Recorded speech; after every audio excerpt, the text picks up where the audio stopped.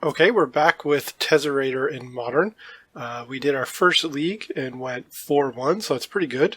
Overall, I was very happy with the majority of the deck, and I just wanted to run it back and make a few changes.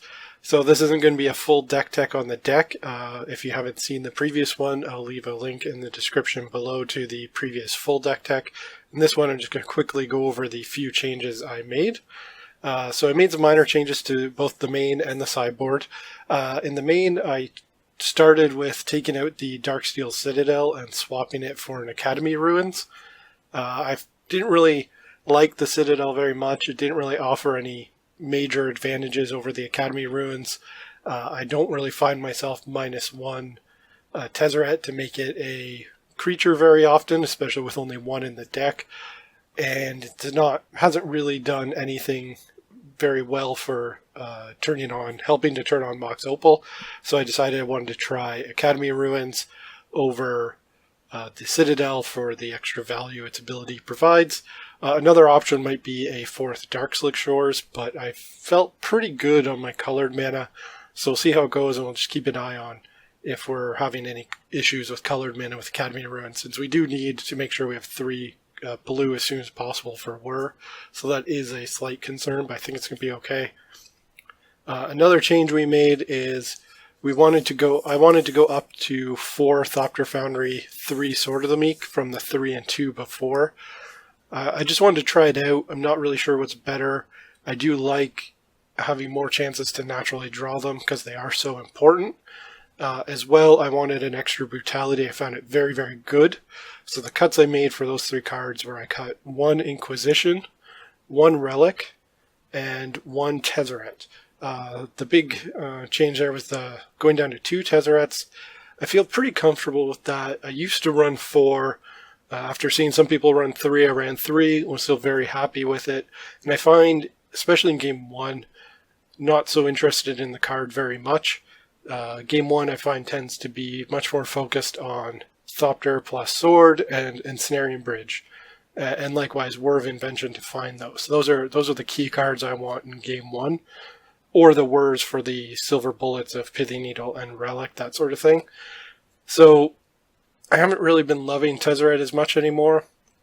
It is a very important part of being able to beat Stony Silence, and there are some other board stalemates that it can help with even in Game 1 against, say, a control deck running Jace Architect of Thought. I've run into kind of awkward situations where they basically shut down all of your Thopters except for the ones that are equipped with Sword, and those even only have 1 power if they just keep plussing Jace, so it leads to an awkward board stall, and Tezzerator can help you break out of that with his ultimate -4 that he hits really quickly. So I don't really want to cut him from the deck entirely, but I want to try going down to 2. I did move one of them, the 3rd, to the sideboard, because I still wanted access to it in those matchups against, say, Jace or Rest in Peace or Stony Silence. So I think it's going to be fine to have just 2 in the main, because like I say, don't really care about drawing it very much in Game 1. Likewise, the Inquisition, just cut to swap basically straight for the Brutality. I like the extra. I know Brutality costs 1 extra, but I like the play with Ensnaring Bridge. I like the flexibility Brutality offers. And similarly, I cut 1 Relic and moved it to the sideboard. I like having 2 in the main, but it was just kind of the last card I wanted to cut, or I needed to cut, that felt natural to go down to only 1. It's still a pretty solid main deck card with Dredge and Death Shadow, and these are decks it's pretty good against, so having 2 is I think is perfectly fine. And if I do decide to go back to 3 and 2 Foundries and Swords, I will probably put that Relic back in the main, but for now I just moved it to the side. So moving over to the sideboard, the cards I cut were Ethersworn Canonist, Thoughtseize, and a Brutality. The Brutality I just moved to the main deck. Thoughtseize, I just didn't love it. I have 3 Brutalities and 3 Inquisitions, so I felt pretty comfortable with that for combo matchups or control matchups.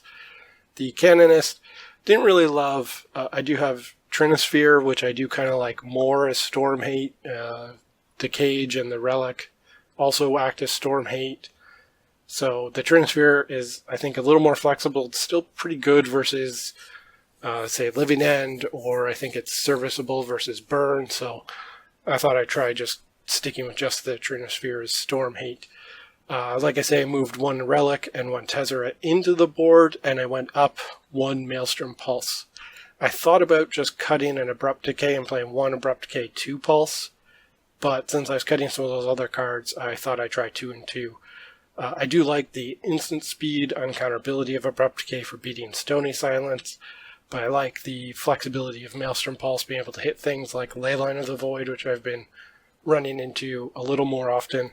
So I wanted to try 2 and 2. I think it's going to be pretty good, and I do bring them in a lot. So I like Maelstrom Pulse is a very good catch-all, and Abrupt Decay is just a little better in some situations, but a little more narrow. So I think we'll try this, and we'll try another league, and I'll see you in Game 1.